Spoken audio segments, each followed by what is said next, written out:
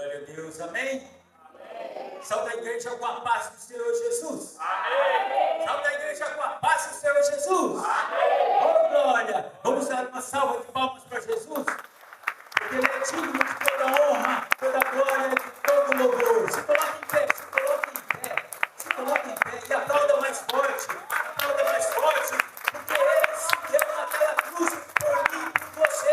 Ele se entregou naquela cruz por mim e por você.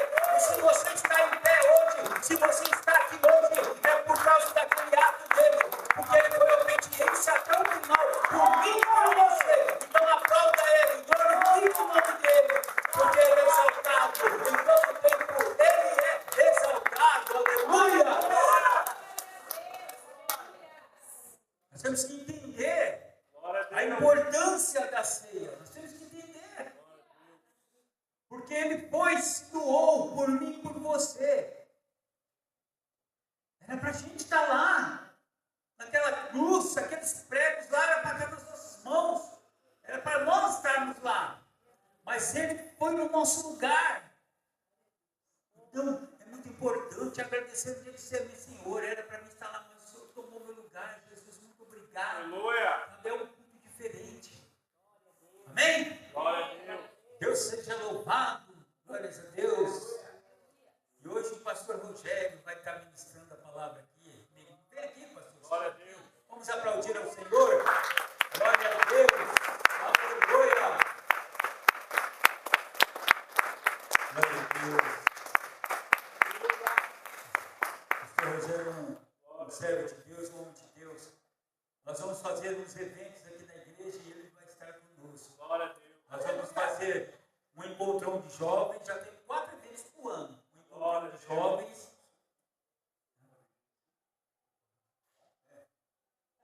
Foi um encontro de jovens, vai ter uma cruzada, um ato profético e uma vigília. Glória a Deus. Eita Deus! Aplauda o Senhor, tá? Glória a Deus! 4 eventos. Nós estamos ainda alinhando os pregadores, alinhando alinhando os levitas, tudo, e logo vamos colocar aí no mural. Então, o pastor Rogério depois está nos ajudando, é da Assembleia aqui, né? Conversou com o pastor dele lá, liberou ele para estar nos ajudando assim. Então vamos orar e interceder pela vida do irmão que veio aqui, ó, falou, não, pastor, olha, vou te ajudar, nós vamos fazer isso aqui, ó, e não cobrou nada. Porque às vezes vem um aí, não, né? Você viu como que é fazer a obra de Deus, né? Então vamos estar orando também pela vida dele, né? Tem ali, tem uns marca-texto ali, né? Que ele deixou ali, ó. Depois no final do culto você pode pegar lá, seguir o pastor nas redes sociais também, tá bom? E ele hoje vai trazer uma palavra do céu para mim e para você. Levante suas mãos, estenda suas mãos para cá, vamos orar. Pai querido, Pai amado, em nome de Jesus, papai, nós apresentamos a vida, papai, do teu servo, do teu ungido, papai, nesta hora, neste lugar, papai. Pois bem sei, papai, que o Senhor já tratou com ele no coração dele, papai. Papai, então, papai, eu rogo a ti agora que o Senhor use, papai, com autoridade e poder, papai, nesta hora, papai, para transmitir a tua mensagem, pai querido. Assim nós oramos e te agradecemos em nome de Jesus. Amém. Glória a Deus. Aplauda o Senhor.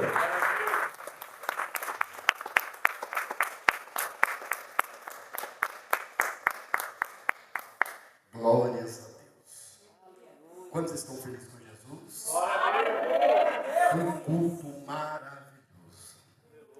Não seria um lugar melhor senão a casa de Deus. E quão bom e quão suave é que os irmãos vivam em unir. O salmista mesmo diz: alegrei-me quando me disseram, vamos à casa do Senhor. Porque é na casa que você tem comunhão. É na casa que você vai ter união. E é na casa que você vai procurar ajuda. Porque quando você quer a ajuda de alguém, você não vai na rua.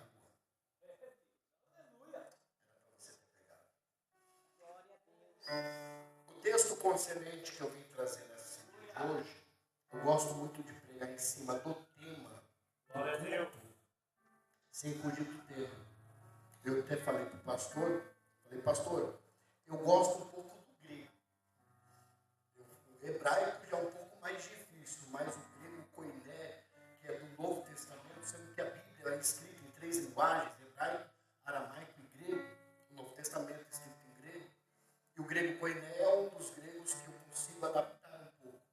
Então eu vou trazer sobre a Santa Ceia no dia de hoje, um pouquinho do que é a Santa Ceia. Amém?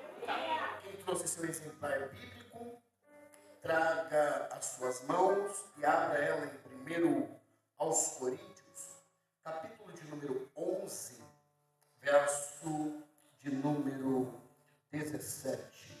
Quero agradecer ao pastor João, muito obrigado a esta igreja maravilhosa. Né? Vamos ter os eventos. Eu sou presidente do CIMAB, né? Um projeto que abrange igrejas e que abrange projetos. Pastor, eu preciso de um projeto na minha igreja. Nós vamos lá. Da mesma forma que Jesus, ele transformou a minha vida e há 5 anos, vai fazer 5 anos agora, me tirou de dentro de uma UTI com mais de 100 tumores. Porque um tumor já mata. Mas Jesus foi lá e falou, a última palavra quem dá sou eu. Glória a Deus. Jesus me curou, me restaurou. Estou um pouco cansado porque vim de uma vigília, estou pregando agora. À noite tem mais uma pregação e a vida continua. Não pode parar. Quantos acharam? Diga amém. Amém. Quem não achou misericórdia? Oh, glória.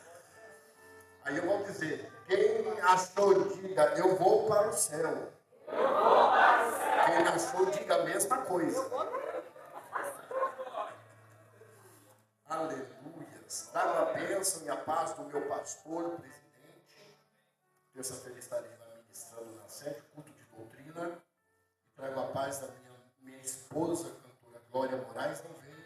Está um pouco enferma, mas eu creio que nos eventos ela vai estar me acompanhando, né, porque corrido vida de pregador não é fácil. Né? 1 Coríntios, capítulo de número 11, verso de número 17. A epígrafe desse texto vai dizer: dissensões na ceia de irmãos, o modo de celebrar a ceia do Senhor. Nisto, porém, vos digo, não vos louvo porquanto vos ajunteis para melhor, senão para pior. Porque antes de tudo ouço que quando vos ajuntais na igreja, há entre vós dissensão, e parte creio. E até importa que haja entre vós heresias, para que são sinceros e se manifestem entre vós. De sorte, quando vos ajunteis em um lugar, não é para comer a ceia. Porquanto comendo, cada um toma antecipadamente. Portanto, comendo, toma antecipadamente a sua própria ceia. Assim um tem fome e o outro se embriaga. Não tendo porventura casa para comer e beber? Não tendo casa para comer e beber? Ou desprezais a igreja de Deus e envergonhais os que nada têm? O que vos direi e louvareis, e nisso vos louvo. Verso 23. Porque eu recebi do Senhor o que também vos ensinei, que o Senhor na noite que foi traído, repito, o Senhor na noite que foi traído, tomou o e tendo dado graças, partiu e disse: tomai, comei, isto é o meu corpo, isto é o meu corpo, que é partido por fazei isto em memória de mim. Semelhantemente, depois de cear, tomou o cálice, dizendo: esse é meu cálice do Novo Testamento, é o meu sangue. Fazei isso todas as vezes que beberes, em memória de mim. Porquanto todas as vezes que comeres deste pão, beberes desse cálice, anunciai a morte do Senhor até que ele venha. Porquanto qualquer que comer do pão e o beber do cálice do Senhor indignamente será culpado do corpo e do sangue do Senhor. Examinai, pois, o homem a si mesmo, e assim coma desse pão e beba desse cálice. Se assente.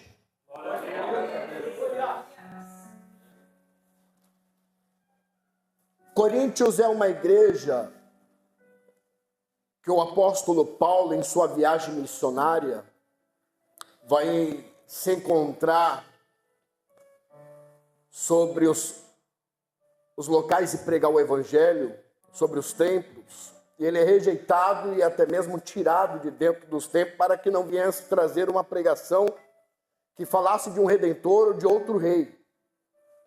E no meio deles existia duas pessoas que estavam diante do propósito de Deus e abriram a mão daquilo que eram deles, mas que Deus lhe entregou. Priscila, ela vai lhe entregar a casa para que tenha culto. E não somente ela, como também aquele que está junto com ela. Bem verdade que Corinto é uma cidade onde tinha muita corrupção. Era uma cidade onde era uma cidade comercial, onde tinha muito comércio. Corinto é conhecida como aquela que enfrenta desafios.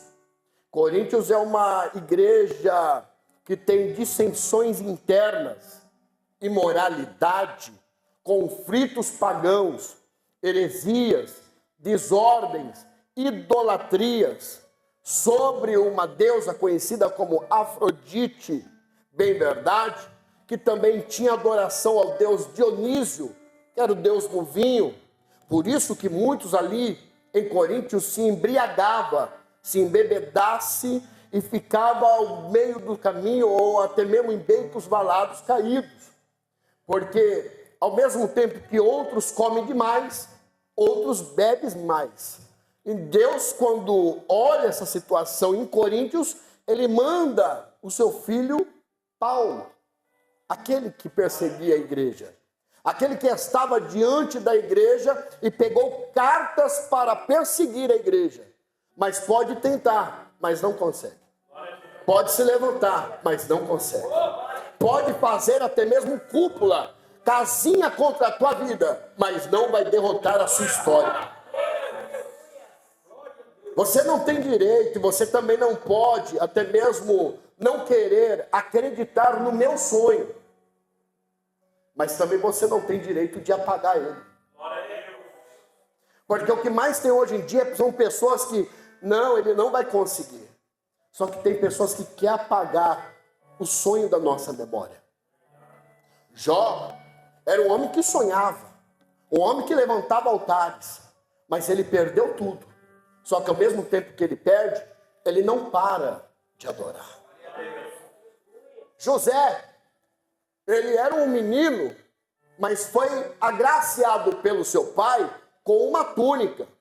Essa túnica, ela vinha até os tornozelos e até o punho, sem nenhuma costura, com cores, como se tivesse sido levantado como aquele que governa a família. Os seus irmãos têm raiva dele. Ele sonha, mas quem interpreta são os irmãos. Ele sonha, mas quem dá interpretação são os irmãos. Só que quando ele está preso, os outros sonham, mas quem interpreta é ele. Eu vou repetir. Um dia você vai sonhar e alguém vai interpretar.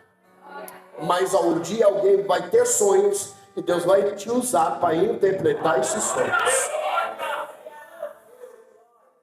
Paulo, quando chega em Coríntios, a capital na província de Roma,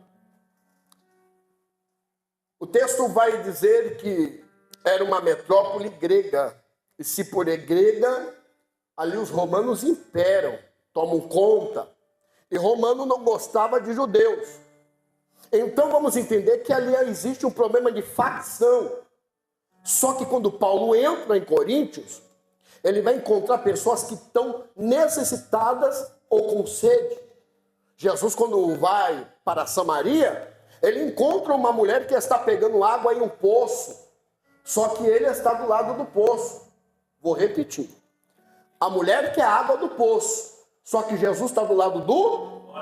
Então quer dizer que é uma fonte do lado de um poço. E se é uma fonte do lado do poço, toda fonte anula o poder do poço. Porque Jesus mesmo disse, se tu souberes ou tivesse o dom e soubesse a água que eu tenho para te dar, é água viva. Eu fui pesquisar isso, pastor. O porquê que Jesus disse a água viva. Porque quando você cava um poço, você não vai cavar 1 metro, 2 metros. São de 15 metros para baixo. Eu já trabalhei nisso no Paraná, em Loanda, próximo de Maringá, Paranavaí, Santa Isabel. E ajudei um amigo meu, na época ele era diácono, a cavar um poço. E ele descia, e ele descia, e ele descia, até fazer aquele poço, aquela fossa. Quanto mais ele abria, mais ele descia. Aí ele falou, agora você me puxa, porque eu já terminei por aqui.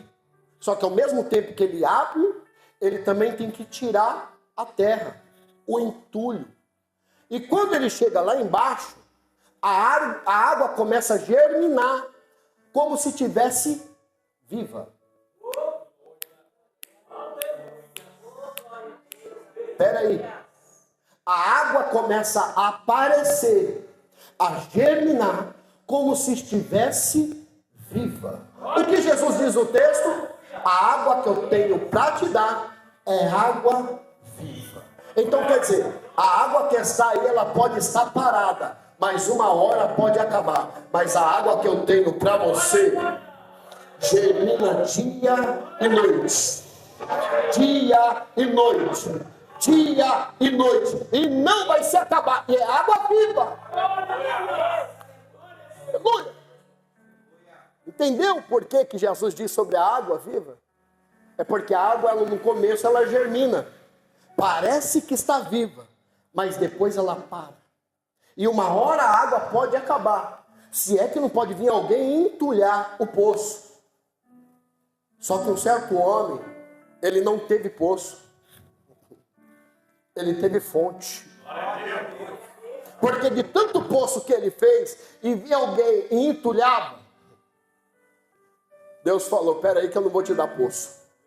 Porque já que você tem poço, se alguém quer entulhar e tomar parte daquilo que é seu, eu agora vou te dar uma fonte. Quero ver entulhar aquilo que é fonte. Porque pode entulhar aquilo que é poço. Pode tentar tirar aquilo que é seu. Mas quando eu coloco fonte dentro da tua vida, pode se levantar quem for, não vai tirar aquilo que eu determinei, aquilo que eu assinei, aquilo que eu decretei. Deus quebra até o protocolo e fala, aquilo que eu determinei é seu, pronto e acabou. Escute, Paulo, ele vai ver diferença sobre a igreja de Coríntios. Ele começa um culto dentro de uma casa, só que a extensão deste culto cresce. E quem está do lado também quer culto. Quem aqui já abriu um culto num lar, e desse lar queria o outro, e no outro lar também queria, e foi se minando, germinando. A água que nós bebemos hoje mata a sede, mas depois você está com sede.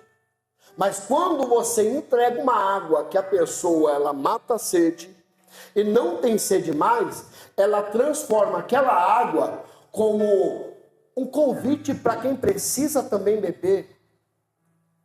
A samaritana queria da água. Só que para ela que tivesse da água, ela tinha que chamar o marido.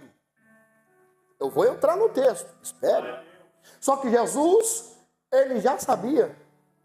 Aí ela vai dizer, Senhor, eu não tenho. Aí Jesus disse, eu gosto da sinceridade. Porque Jesus vai dizer, disseste, se você trazer a palavra disseste bem no grego koiné, quer dizer, eu gostei da sua sinceridade. Ela poderia mentir, pastores? Poderia. Só que ela foi sincera. Aí Jesus disse, disseste bem, porque teve 5, casou-se com 5, mas agora o que você está não é seu. Alguns pregadores, eu já vi, dizer que ela era uma prostituta. Só que se você pegar o texto, você vai entender que ela foi casada 5 vezes. E por tanto ela casar, ela se decepcionou e pegou alguém que já era casado. Está no texto. Só que o que ela tem não é dela. Aí Jesus diz bem assim, vai mudar a sua história? Vou. Então vai e começa a trazer quem está precisando de água. Eu estou vendo ela trazendo toda a cidade. Tem um homem que tem água viva. Vemos lá na fonte de Jacó. Tem um homem que tem água viva. Aí quando os discípulos estão chegando com o alimento, quem chega? A samaritana. Com quase todo o povo de Samaria. Porque era necessário Jesus passar por lá. Por causa da briga de terra, da invasão dos assírios. Em levar o povo, as tribos. As 10 tribos, só ficou Judá e Benjamim, pela divisão por causa de Salomão, depois veio o seu filho, se me fala em memória, Roboão, aonde vai ter a divisão, onde teve aquele problema, que um queria ser maior do que o outro, aí foram para o reino norte e reino sul, veio os assírios, levaram eles, e quando levaram eles, misturaram com outros indígenas, e com outras culturas, aonde eles se casaram, e foram conhecidos e chamados como samaritanos. E aí quando Neemias levanta os muros de Jerusalém e faz o templo, eles queriam ajudar para entrar no templo e adorar. Mas foram impedidos. Eu posso até ser impedido. Mas já que no templo de Jerusalém eu não entro, Samaria também vai ter outro. Já que eu não posso levantar altar aqui, na minha casa eu vou levantar altar. Já que eu não posso ter altar onde eu quero ter, eu vou levantar altar na minha casa, no meu quarto, no meu serviço, na minha empresa. Mas tem que ter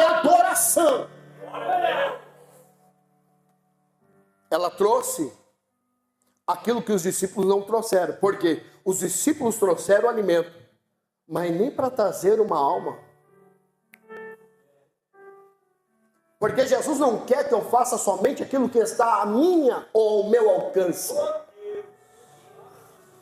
Tem um certo ditado que eu sempre digo: nunca espere pelos outros a fazer alguma coisa, pegue e faça. Aquilo que você pode resolver, resolva. Não traga para o pastor: dá para me resolver? Eu resolvo. Não dá para me resolver? Eu peço ajuda. Mas se eu posso fazer, eu faço hoje. Eu não deixo para amanhã eu fazer. Paulo, ele chega em Coríntios, prega em Coríntios. Paulo, ele vai ser usado para que a idolatria venha acabar, para que a liberdade cristã cresça.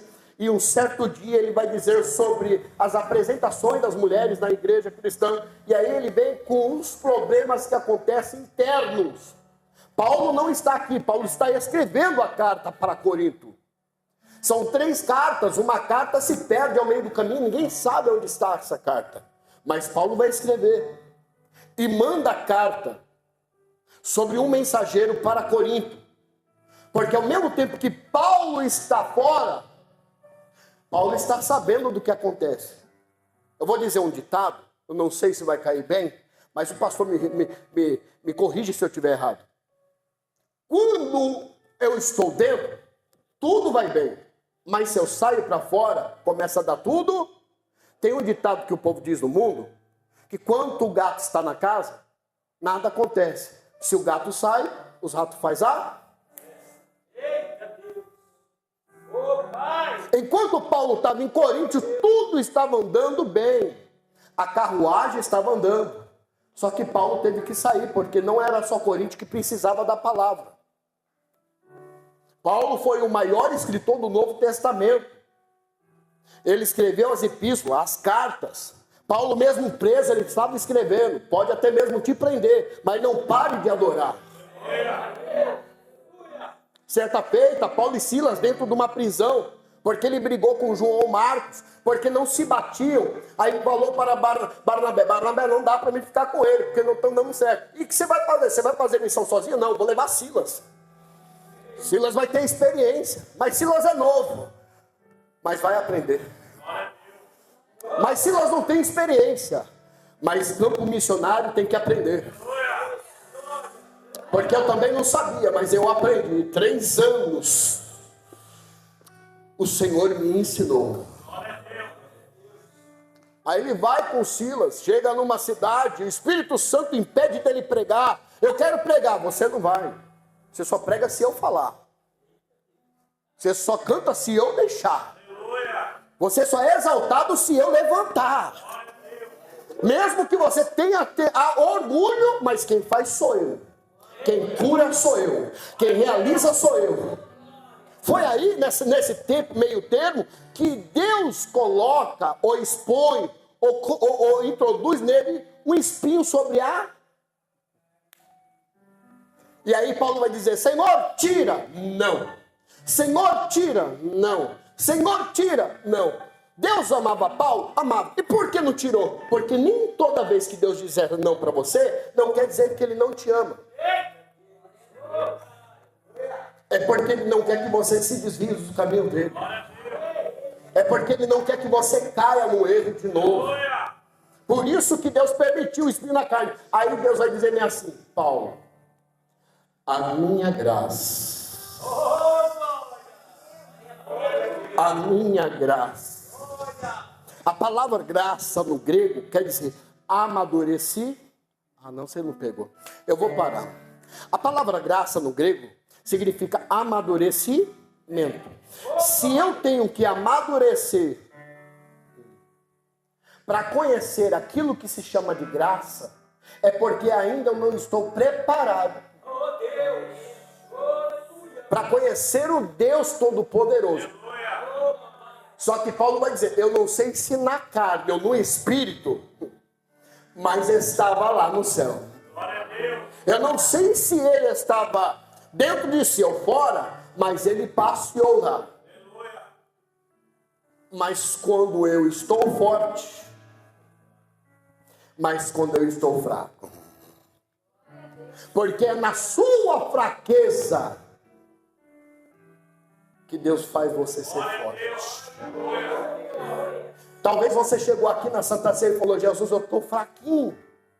Tipo aquele animal que fala: estou fraco, estou fraco, estou fraco. Só que é na sua fraqueza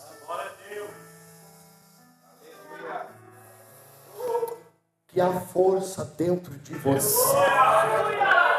É que você não sabe administrar a força que você tem. É porque você não sabe a força interna que você tem. Porque se você soubesse a força que você tem, o seu nariz ia empinar. Vou repetir. Se você soubesse o que Deus tem para a tua vida, você não estaria aqui. Você estaria na tua casa assistindo Netflix. O seu querer hoje não era nem estar aqui. Eu te provo na Bíblia. Ezequiel 37. E a mão do Senhor levou. Quem leva? Quem leva? Ezequiel queria ir? Porque pelo meu e pelo teu querer, vou levantar nada. Vou ir dormir. Vou jogar bola. Eu vou assistir Netflix. Vou fazer um café, passar um café no coador. Vou ficar de boa. Mas Jesus falou: vai. Porque o meu encontro contigo é na Santa Ceia. Eu tenho algo contigo nessa manhã. Paulo tinha espinho na carne, mas Deus permitiu para que o engrandecimento não viesse sobre ele. Esse mesmo Paulo foi perseguido, escreveu cartas na perseguição, mas o projeto na vida de Paulo era levar ele para Roma. Você vai entender o porquê que eu estou fazendo esse pano de fundo até chegar aqui, no capítulo de número 11, verso de número 23 em diante. Paulo, ele tinha uma promessa de chegar a Roma. Repita comigo. 1, 2, 3. Roma. Roma. Maravilha. Mais alto. 1, 2, 3. Roma. Eu gostei. De novo. 1, 2, 3. Roma. Pastor Rogério Mendoza. Só que aí vamos entender que a promessa dele é chegar na Roma. Só que ele está no meio de um naufrágio. Mas ele vai para Roma. Mas está quase morrendo no meio das águas. Mas ele vai para Roma. Mas o projeto que Deus tem na vida dele é maior.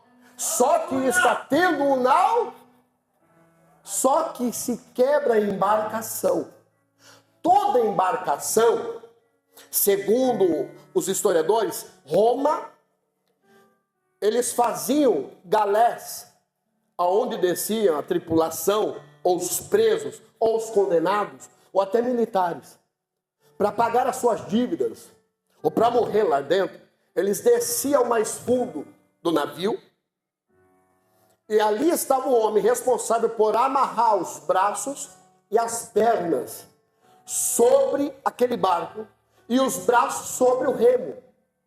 E eles tinham que remar e não poderia parar. Porque se eles parassem, eles tomavam chibatada. Se eles parassem, eles ficavam sem comer. Então, lá em cima está quem está navegando ou direcionando a embarcação, mas lá embaixo quem está fazendo o trabalho duro é os ruperetas, conhecido como aqueles remadores. A palavra remadores, que no grego é ruperetas, que Paulo vai descrever, significa ministros. Você não entendeu? Vamos lá. O remador, ele tem que remar, mas não pode parar. Espera aí, pastor. Mas está tendo naufrágio. Rema. Mas estão me massacrando. Rema. Mas está tendo luta, pastor. Rema. Meu filho está nas drogas. Rema. Está acabando a alimentação. Rema. Não caiu o meu pagamento. Rema. Enquanto você vai remando, quem está na direção é Jesus Cristo. Enquanto você vai remando, você vai seguindo o atirante. Enquanto você vai remando, o inimigo não para na tua. Rema, rema, rema, rema. Diz para o seu irmão do seu lado aí, rema. Dá um cutucão nele aí, vê se ele está acordado nessa manhã. Rema, rema. Elavar Antônio me anda labaia. Aleluia! Então, entendemos que Paulo passou por poucas e boas. Esse naufrágio do capítulo 28 de Atos dos Apóstolos, ele passa pelo naufrágio conhecido como Euroaqui, que são ventos que vêm dos dois lados. Se de um lado a prova já dói, imagine dos dois. É prova em casa e prova na rua. É prova em casa e prova na empresa. É prova em casa e prova... Eu vou dizer na igreja também, porque a Bíblia nos diz que também dentro da igreja existe alguns problemas, mas aqui não tem não, só tem lá na onde eu moro, né? Aí eu vou entender que é problema em tudo quanto é lugar, mas de um lado, tudo bem, você aguenta, só que vem dos dois. E segundo os historiadores, vai dizer que quando vem o Euroaquilão dos dois lados, a embarcação se rompe e se quebra. E eles têm que nadar a nada. 270 tripulantes nadando até chegar a uma ilha conhecida como Ilha de Malta, que no grego quer dizer Meliter, ou mais conhecida como ilha produtora que produz mel. Não pegaram, eu vou repetir, pastor. Paulo passou por um naufrágio, nadou até uma ilha conhecida como Malta, ou Meliter, reprodutora de mel. Vou repetir de novo. Eu estou passando pela luta, eu estou passando pela prova, eu estou passando pela dificuldade, mas eu vou chegar numa ilha conhecida como sabor de mel. É depois da luta, é depois da prova, é depois da dificuldade que você vai ter vitória com sabor. Quem pode dar um glória a Deus bem gostoso?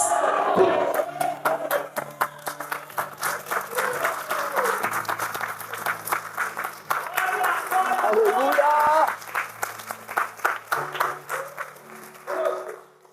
Então até aqui você entendeu. Paulo chegou na ilha de Malta, passou pela dificuldade da mordida, porque Deus nunca vai dar algo a alguém sem antes ferir. Eu vou repetir. Deus nunca vai te dar algo sem antes te ferir. Porque é através das suas feridas que Deus vai trazer cura para essa igreja. Vou repetir para os pastores. São através das feridas de vocês que Deus vai trazer cura para essa multidão que está aqui e que há de vir. Me prova na Bíblia, pastor, te provo. Paulo foi mordido por uma serpente, sim ou não? Só que aí Públio viu que nada aconteceu com ele e falou: fica em casa 3 dias, eu vou te hospedar, você vai comer do bom e do melhor. Você passou por um naufrágio, agora foi mordido, nada aconteceu. É um milagre. Ou tu é um Deus. Só que o pai dele está enfermo, com febre e disenteria. Isso era normal acontecer naquela ilha.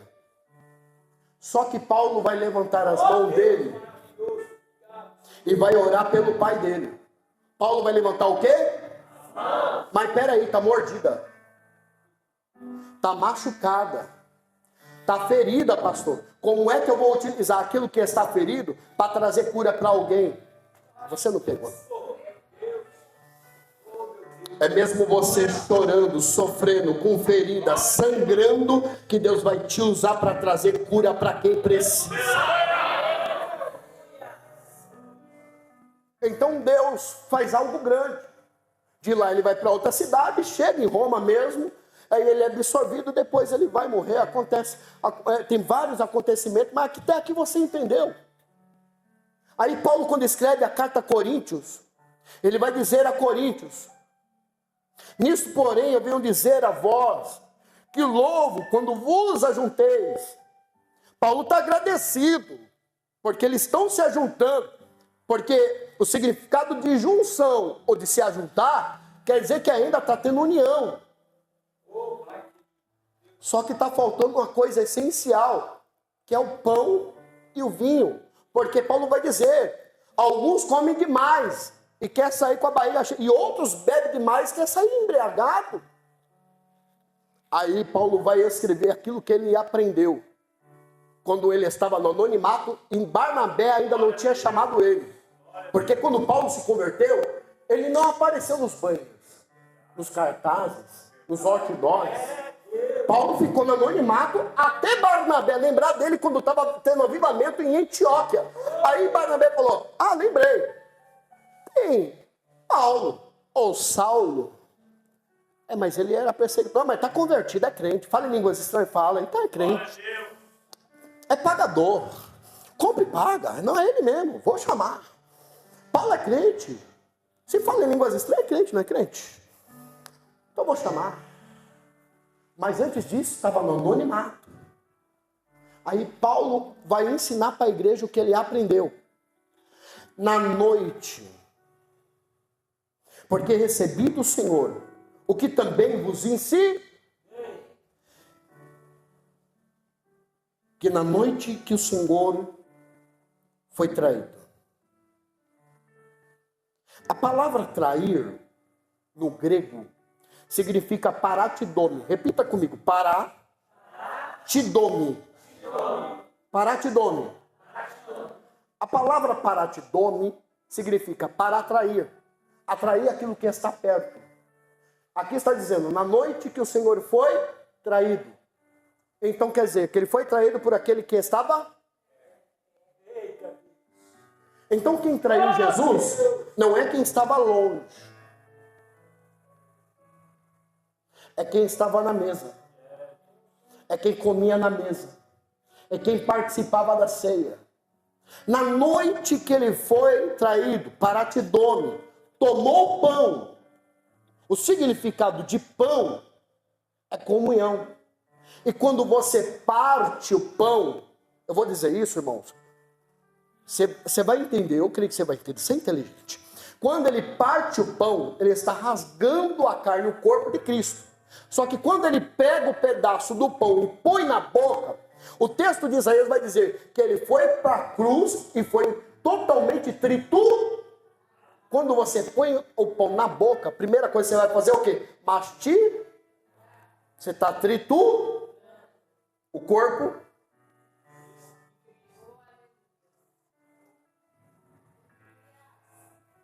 Eu vou repetir. O pão está aqui, você pegou. É o corpo de Cristo. O que aconteceu com o corpo de Cristo na cruz do Calvário ou até antes da cruz do Calvário? Chicoteado. Espancado. A coroa de espinho que segundo os judeus era um tipo de um capacete, tinha aproximadamente 50 espinhos secos, que eles pegavam aquele capacete, faziam um tipo de um capacete, uma coroa, e deixava secar o espinho, e ficava mais profundo, ou furava mais rápido do que uma lâmina. Então, quando se colocou na cabeça de Jesus, era aproximadamente 50 espinhos rasgando a cabeça de Jesus. E quando se perfura, o sangue coagula dentro da sua cabeça. Então, quando você pega o pão e coloca na boca e começa a mastigar, você está despedaçando e fazendo memória dele. Para ele são todas as coisas.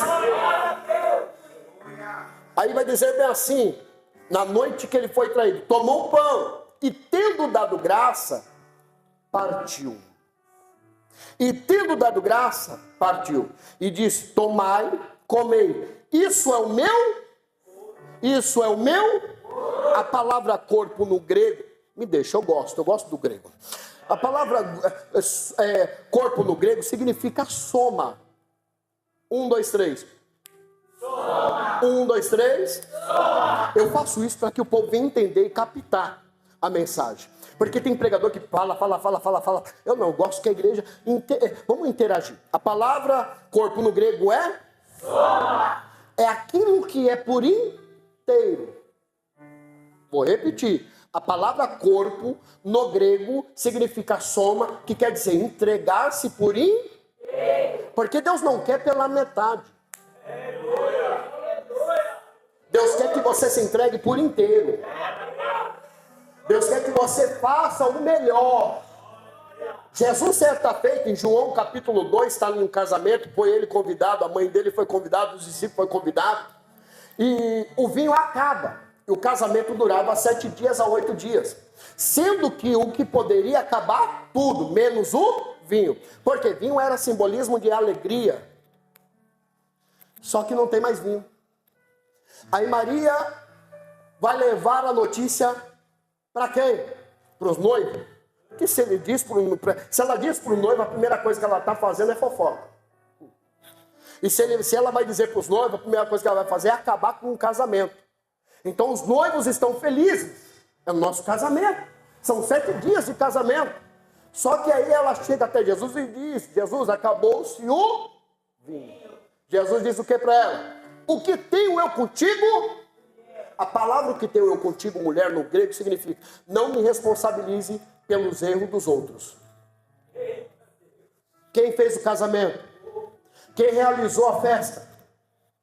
Foi eu. Só que a mãe de Jesus entendeu isso como uma advertência do que ele ia fazer no futuro. Só que o presente, ela chegou até quem estava servindo e falou: tudo quanto ele mandar, pega e faz. Sabe por que Maria, a mãe de Jesus, disse isso para quem estava servindo? Porque obedecer dói. E são poucos que querem fazer aquilo que é mandado. Obedecer dói.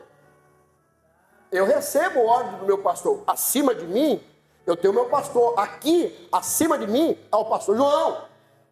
Depois dele, tem a hierarquia da igreja, que são os obreiros. Eu sou o último, o menor da casa. Então eu tenho que respeitar a todos. Até chegar a minha... então deixa para o final do ano, que é muita oportunidade. Então vamos entender que ela dá uma ordem e quem tem que obedecer é quem serve. Quem tem que obedecer... já pegou ali, ó. Quem tem que obedecer é quem? Porque nós não somos para ser. Nós temos que servir. Eu não me sento na cadeira e manda. Porque cai naquele ditado: venha nós. Aí a pessoa se cria como um rei na barriga. Eu tudo posso, eu tudo faço, eu tudo tenho. Não tem nada, não faz nada, não pode nada. Quem faz é Jesus, quem realiza é Jesus, quem tem é Jesus. Então eles têm que fazer aquilo que Jesus ordenar. Jesus olha para as talhas. Era colocado águas naquelas talhas para limpar as mãos e os pés e o rosto de quem vinha de longe. Viajantes que vinha para a festa, tinha que limpar o rosto por causa da poeira, do caminho, do deserto, limpar as mãos e os pés. Só que Jesus usa as talhas para colocar água em um modo diferente.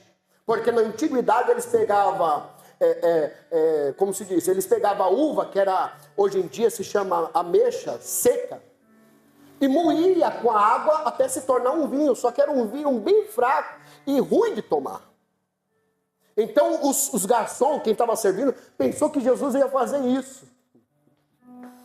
Só que Jesus falou: enchei de água cada talha, e cada talha pesava 70 quilos. Jesus estava querendo dizer: eu não quero só isso, eu quero que dobre o peso disso. Eu não quero que você carregue só o que você aguenta. Ah, não, você não pegou. Eu não quero que você carregue só o que você suporta. Eu quero que você carregue aquilo que eu tenho para te entregar. Porque o que você suporta eu já sei, mas o que eu tenho para te entregar é maior. Aí Jesus fala: enchei de água até a boca. Porque adoração, entrega, não é pela metade. E milagre não é pela metade. Jesus não trabalha com troco. Jesus trabalha com salário fixo. Você não pegou de novo. Vamos lá. Aí Jesus fala: enchei até a boca. Encher as talhas. Aí eles estão aspostos. E aí Jesus diz: agora pegue e serve o mestre salvo. Só que o milagre não está na hora que ele pega. O milagre não está no meio do caminho. O milagre está na hora que ele bebe. Ele chega até os olhos e fala: aconteceu alguma coisa contigo? Tomou o remédio de hoje, Rivotril? Tomou bezetacil estragada? Mas por quê? Porque todo casamento se dá o melhor vinho no começo e o inferior por último. Todo mundo está bêbado, todo mundo está embriagado. Mas você deu o melhor no final? Colocou o melhor vinho no final. Fez o melhor para Deus no final. Porque no começo é difícil. O carro, quando vai pegar, quando é álcool, para pegar é difícil, demora um pouquinho. Mas quando pega também, você sai rasgando a avenida. É porque no começo é difícil pegar, mas depois que pega também vai embora, né? Eu sei como é que é, igual vida de pregador. O pregador começa devagar, mas depois ele vai tomando. Aqui estou eu, Lebarassúria. Escute. Então vamos entender. E tendo dado graças, partiu e disse: tomai e comei, isso é meu corpo, que é partido por vós. Palavra corpo, acabei de falar, soma, que entrega por inteiro. Aí vai dizer bem assim: e partindo por vós, fazei isto em memória de mim. Fazei isso em memória de mim. A palavra fazer no grego significa posseior. 1, 2, 3. Você vai aprender comigo no grego. A palavra posseior significa fazer com criatividade. Eu não sei se aqui tem esse modo, cada igreja tem uma diferença. Você já viu igreja que troca o cálice? É momento de comunhão com seu irmão. Ah, mas eu não gosto dele porque o sapato dele é verde. Ah, talvez ele seja palmeirense. Está torcendo porque o Corinthians perdeu? Não tem problema. Pensei que alguém ia dar glória aqui. Todo mundo é convertido, aí que eu gosto. Mas eu não gosto dele porque ele canta assim, porque ele prega assim, porque ele anda assim. Mas eu tenho que trocar o cálice com ele? Se eu não tenho comunhão na igreja com quem estou vendo, muito menos com Deus que eu não estou vendo. Se eu não amo meu irmão que eu estou vendo de carne e osso, como é que eu vou amar Deus que eu não estou vendo, mas eu estou sentindo? E Ele está aqui nessa manhã de hoje. Então eu tenho que fazer com criatividade. A troca do cálice, o pão. Você tem que levantar o pão para cima, dar glória a Deus, agradecer. Senhor, é o teu corpo que é partido por nós, vamos participar. É através do corpo, do sangue, que nós temos curas internas e externas. Por que interna e externa? Externa porque tem doenças e precisam ser saradas. E internas porque existem doenças também, psicológicas. E na alma. Porque eu já vi crente dentro da igreja que sorri, dá glória, foi, infelizmente foi. Mas a alma estava doente, 23 anos de idade, pregou numa semana, na outra ele tirou a própria vida. Por causa da depressão. É uma doença. Alguns dizem que é frescura, eu conheço como doença. E precisa ser tratado. E isso você não identifica olhando, mas sim conversando. Pode estar acontecendo na minha casa, na sua casa, e a gente tem que ficar esperto a tudo que acontece ao nosso derredor. Então vamos fazer isso com criatividade nessa manhã. A outra palavra que nós acabamos de ler foi memória. Fazer isso em memória de mim. A palavra memória no grego significa ananesis. 1, 2, 3. Aí foi rapidinho. A palavra ananesis ou memória no grego significa fazer algo com frequência. Fazer algo pensando em mim. Então toda vez que você for fazer em memória de Deus, fazer algo pensando nele. Fazer algo com frequência. Sem ter algum obstáculo. Porque tem crente, aqui não, mas na onde eu moro, tem crente que põe obstáculo para tudo. Para orar, para jejuar, para vir no culto, para vir na campanha. Não, mas é dor de barriga, é dor de dente, é tanta dor. É tanta dificuldade, não porque eu não lavei a roupa do meu marido, mas é tanto tempo que a pessoa tem, deixa para lavar na hora do culto. E a dor de dente só dá na hora do culto. Vem com a dor de dente mesmo, que Deus vai curar aqui, em nome de Jesus. Era Maia, Sura. Teve um dia que eu estava pregando com febre, eu acho que eu estava com 42 graus. Todo mundo viu, eu estava suando, pingando, mas estava pregando. E se eu falasse não? Aí Jesus abre a porta e eu falo não, aí Jesus fala, eu fechei a porta porque toda vez que eu abro, você nega. Ah, você não pegou.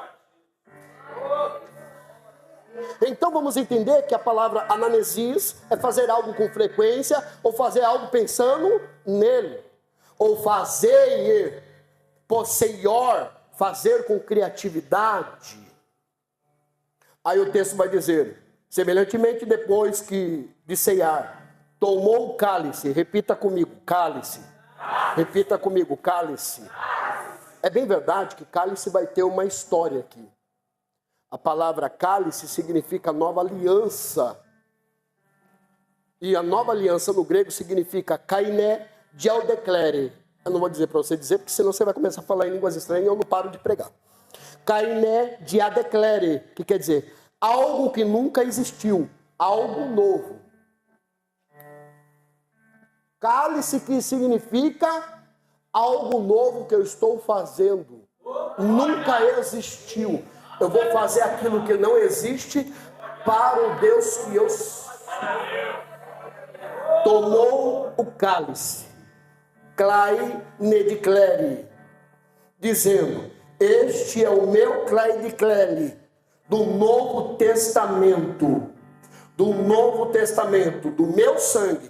Fazei isso, fazei posseior, fazei isso, todas as vezes que beberes, em memória, ananesis, de mim.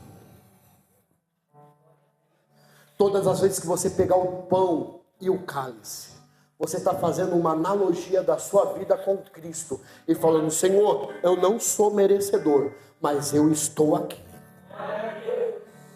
Porque todas as vezes que comer desse pão, beber desse cálice, porque todas as vezes que beber desse pão, comer desse pão, e beber desse cálice, anunciai a morte do Senhor até que Ele venha. Portanto, olha o que o texto vai dizer, todas as vezes, tem igreja que hoje você ceia uma vez no ano. Tem igreja que eu conheço que é de 6 em 6 meses. Mas todas as vezes que vós fazeres a menção, a ceia do Senhor, a participação, você anuncia a morte do Senhor até que Ele venha. Eu vou deixar essa parte até que Ele venha para um outro episódio, que aí eu vou ter que ir lá no Bom Samaritano. Aí eu vou ter que pegar mais uma hora aí fica para outro dia, irmão. Eu gosto de pregar, está no sangue. Aí eu vou entender que ele vai dizer assim, portanto, qualquer que comer do pão, beber do cálice, indignamente, come ou será culpado do corpo e do sangue de Cristo. O que ele está querendo dizer aqui? A palavra indignamente, no grego, significa anoixos. Repita comigo. A palavra anoxis ou anoixos significa ser inadequado, não dá valor. Ah, não, você não vai pegar. Ser inadequado ou não dá valor ao ato, ou alguém, ou ao culpado no tribunal. Quem foi culpado? Quem estava no tribunal? Mas quem foi absorvido? Não foi Jesus. Quem foi culpado? E quem foi absorvido? Porque, segundo os historiadores, que vai dizer que quando Jesus diz bem assim, tetelestai, a palavra tetelestai significa já está pago a dívida. Existiam 5 termos para tetelestai na época de Jesus Cristo e ainda até hoje lá na Grécia e em outros países. A palavra tetelestai era utilizado muito quando era pago uma dívida. Ah, você não pegou. Era utilizado muito quando era comprado um escravo. Existia um mural onde existiam dívidas de muitas pessoas. E sempre passava um empresário e pegava uma das dívidas e quitava a dívida de quem estava devendo. E ali tinha um carimbo, ou ele escrevia lá, Telestai. Eu paguei a dívida. E existe outra teoria que chegava um mercador ou um empresário no mercado de escravo e ele escolhia o escravo que ele queria. Se lembra lá de Potifar, quando escolheu José? E ele falou, gostei desse aqui, ele vai ser bom na minha casa. Então chega o empresário, o mercador chega até lá e vai escolher. Eu quero esse, eu quero essa, eu quero essa, eu quero esse, eu quero esse, eu quero você, eu quero você, eu quero você. E qual é a forma de pagamento? Aí Jesus vai dizer, é o meu sangue na cruz do Calvário. Porque quando Jesus está na cruz do Calvário, eu vou dizer uma teoria rápida aqui, simples e básica. Quando Jesus está na cruz do Calvário e fala Telestai, ele dá o último suspiro. Aí os soldados veem que ele está lá e vão quebrar as pernas dos dois ladrões. Por que quebraram as pernas? Porque morre mais rápido e perde mais sangue. Porque osso exposto, medula óssea exposta. Aonde é reprodutora, ou conhecida como o órgão hematopoético, ou medula óssea, porque nós temos dois tipos de medulas, eu não sei se tem terceira, mas é a medula espinhal e a medula óssea. Ela é responsável por reprodução do sangue, dos glóbulos brancos e glóbulos vermelhos, ou reprodutora da vida do ser humano. Se o osso está exposto, a primeira coisa que a pessoa sente é náusea e vômito. Se você chega no hospital com o osso exposto, o médico vai dizer, prepara a bolsa de sangue, porque perdeu sangue, vai precisar de transfusão. E quando se quebra o osso, perde sangue, você morre mais rápido. Quando fizeram isso nos dois ladrões, um dos soldados chegou até Jesus, mas foi impedido, porque alguém disse, não precisa, já está morto. E se não tem osso quebrado, o órgão hematopoético continua reproduzindo vida. Mas chega um soldado e ele é turrão, ele pega aquela lança e fala bem assim, então vamos testar, ver se ele está morto mesmo. E perfura a lateral de Jesus, aonde vai perfurar uma membrana, chamada membrana pericardial. É uma membrana que protege o coração. Dentro dessa membrana contém água e sangue. As mamães aqui que estão aqui vão entender isso. Quando a criança está no ventre, dentro do ventre, da placenta, a criança está lá, existe o que lá dentro? Água e... Se a água e o sangue sai, estoura a bolsa, o que acontece com a criança? Ela pode morrer. Então quer dizer que aquela água e o sangue significa a vida para... E o que está saindo de Jesus na cruz do Calvário? Água aí? Aí os fariseus estão dizendo, matamos o rei do... Só que em vez de matar, estava nascendo um novo rei. Dos reis. O Senhor. Dos senhores. Não mataram não. Está renascendo. Não mataram não. Está revivendo. Não mataram não, porque está saindo água e sangue. O que isso significa? É vida. É vida que está saindo de Jesus. Não tem osso quebrado, então a igreja não é manca. A igreja tem como andar. Não tem como estar diante de um texto desse e não dar um glória gostoso para Deus. Escute para me fechar, o pastor me deu... Até agora eu vou passar 5 minutinhos. Quem me aguenta mais meia hora? Não, só 5 minutos. Eu gosto de respeitar porque eu quero voltar. Meu pastor me ensina, meu pastor pega no meu pé direto. É 40 minutos. E a gente respeita. Porque eu sou o menor. Eu sou o menor. Aí o texto que nós acabamos de ler sobre examinai-vos, ou sobre a palavra indignamente, que vai dizer aquilo que é culpado no tribunal, era Jesus dando a sentença para quem era culpado. Porque quem está como juiz não se importa prender ou soltar. Só que Jesus não chega para julgar. Jesus chega para advogar. A minha, a tua vida e a tua história. Solta ele. Solta ela. Solta ele. Solta ela. Solta ele. Solta ela. Já pegou aqui, solta ele, solta ela, solta ele, solta ela. Solta por quê? Porque já foi pago. Como? No Calvário o meu sangue verteu. Coisa rápida. Por que deram vinagre para Jesus beber e não deram água? Alguém sabe? Se você pegar vinagre, quando você tiver um corte, colocar o vinagre no corte, vai arder, vai. Só que o corte, ele começa a se fechar e secar. O sangue não começa mais a sair. E por que Jesus gospe o vinagre? Porque o sangue dele tinha que ser expelido por com. E se fecha o corte, não tem como o sangue sair. Ah, você não pegou. Porque se ele começa a beber, tudo aquilo que ele está sentindo por dentro fica preso. Então ele tem que colocar pra. Porque tem crente que não aguenta mais a luta e nem a prova. As dificuldades da vida. Chega uma hora que você quer até gritar e botar tudo para fora. Mas hoje é o dia de você colocar tudo para fora e falar: Jesus, eu participo do corpo do teu sangue. Porque aquilo que está dentro tem que sair para fora. Examinai. A palavra examinai no grego quer dizer dokimatizo.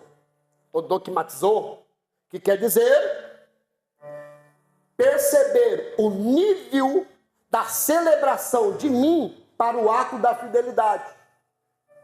Examinar, quando você vai no médico, e o médico vai pedir alguns exames, ele quer saber onde que é o problema. Ele não vai somente te dar um dipirona.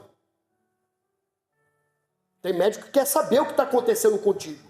Então ele vai fazer o quê? Examinar. Dokimatizo. Para saber onde que é o problema. Então o texto vai dizer: examine-se, pois o homem faça uma análise de você mesmo. Aonde você está errando ou o que você está fazendo de errado. Porque não sou eu, pastor Rogério, não o pastor João, ninguém que vai examinar você. É você que tem que se auto-examinar. Eu ia trazer as 4 teorias, não vai dar tempo. Eu trago lá no tempo do samaritano, e aí eu trago lá mais 2, 3 horas de pregação e a bênção é grande. Mas vamos entender uma coisa, irmão. Aqui é comunhão. Aqui é ceia. A última ceia de Jesus reunido com os seus 12, e João chega até Jesus e fala: Senhor, sou eu que vou te trair? Não. Mas aquele que der o cocado molhado, esse é o traidor. Você não vê Jesus no texto levantando para entregar o pão. Porque se de um lado está João, quando ele estende o braço para entregar o pão, quem está do lado? Judas. Então quem vai trair, ou para te dome, ou para trair, não é quem está longe. É quem senta do seu lado. Não na questão literal. Quem vai te trair é quem está próximo. Quem vai te apunhalar é quem está próximo. Ou aquele que te bate no seu ombro e fala: tamo junto. Eu já escutei tanto isso, pastor. Eu fiz eventos e pessoas falavam: tamo junto. Quando chegava no dia eu estava sozinho. Lágrimas desciam. Mas almas vinham aos pés de Jesus. Então que você nessa noite venha ter comunhão com Deus, com os seus irmãos, participar do corpo e do sangue de Cristo e receber essa palavra em nome de Jesus. Que Deus nos abençoe em nome de Jesus.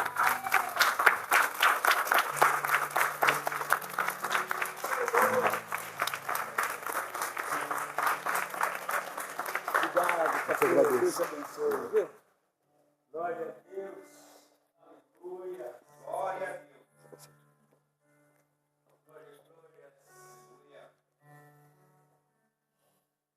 Glória a Deus. Amém.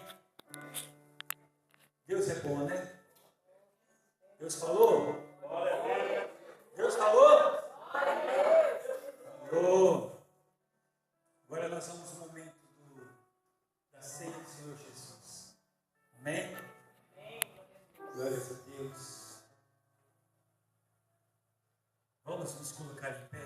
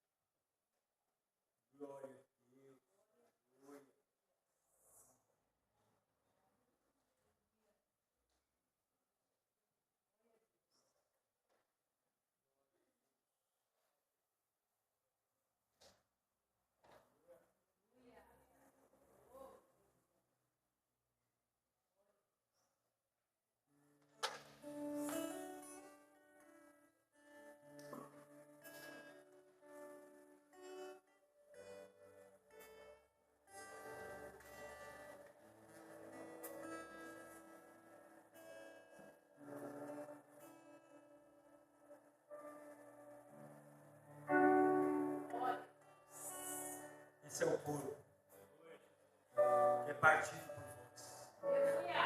Muitas vezes, como eles estão bebendo de carne do Senhor, anunciais a morte do Senhor até que Ele venha. Aplauda o Senhor.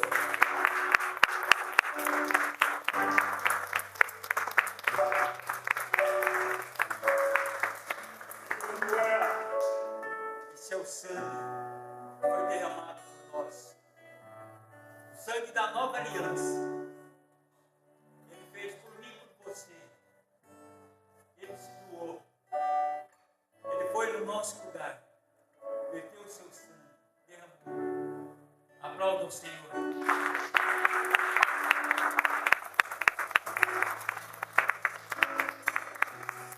Glória a Deus. A você, quando você pegar o pão e o vinho, aí você pode sentar, tá bom?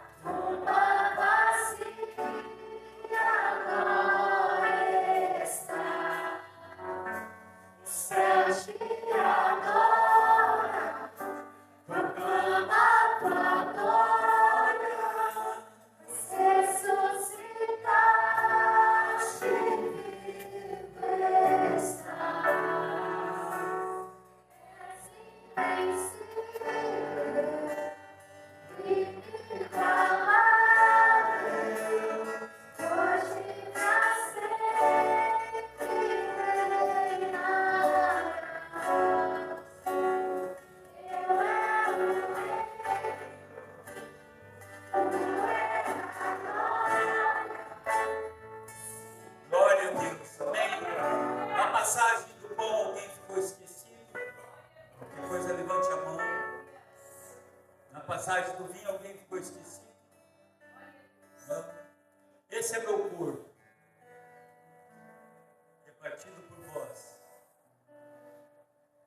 Esse corpo do Senhor, que vai nos trazer vida, que vai curar as feridas, tanto físicas quanto espirituais. Comam todos, em nome de Jesus.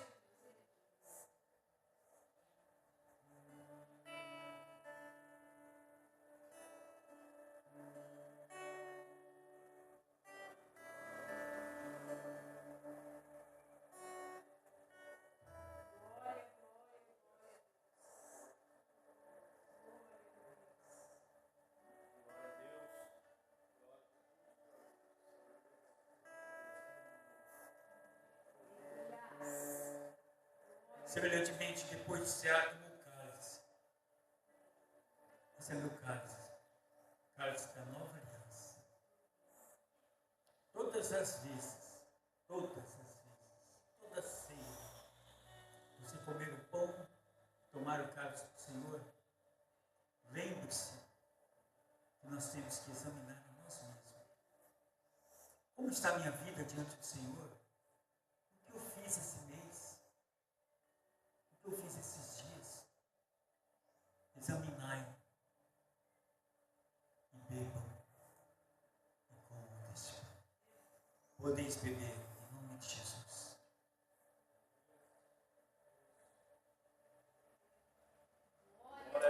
Glorifica ao Senhor aí, cumprimente o irmão do teu lado e aplauda ele. Glória a Deus.